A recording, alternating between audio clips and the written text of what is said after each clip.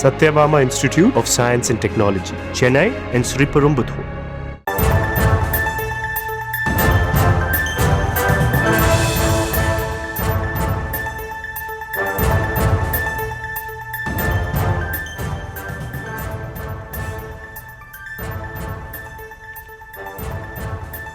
தமிழக பட்ஜெட் குறித்து தலைமை செயலக சங்கம் எதிர்ப்பு தெரிவித்திருக்கிறது. கூடுதல் விவரங்களோடு இணைகிறார் செய்தியாளர் ராஜேஷ். வணக்கம் ராஜேஷ், விவரங்கள்.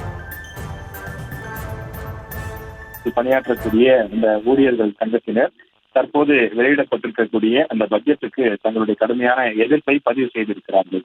காரணம், அரசு ஊழியர்களுக்கு இந்த பட்ஜெட்டில் எதிர்பார்த்த எந்த ஒரு அறிவிப்புமே இல்லை என்று அவர்கள் பெரும் அதிருப்தியை வெளிப்படுத்தியிருக்கிறார்கள். அரசு ஊழியர்களுக்கு கொடுக்கப்பட்ட தேர்தல் வாக்குறுதிகள் காணல் நீராகி போனது என்றும் அவர்கள் தெரிவித்திருக்கிறார்கள். சரண் விடுப்பு சலுகை திரும்ப அளிப்பதை 2026-27 பட்ஜெட்டில் வெளியிட வேண்டியதை, அதாவது அடுத்த ஆண்டு வெளியிட வேண்டியதை இதுவரை வரலாற்றில் இல்லாத வகையில் இந்த ஆண்டை வெளியிட்டிருப்பது மிகப்பெரிய விரோத போக்கினை, அதாவது அரசு ஊழியர்கள் விரோத போக்கினை செய்திருப்பதாகவும் அவர்கள் கண்டிப்பு தெரிவித்திருக்கிறார்கள்.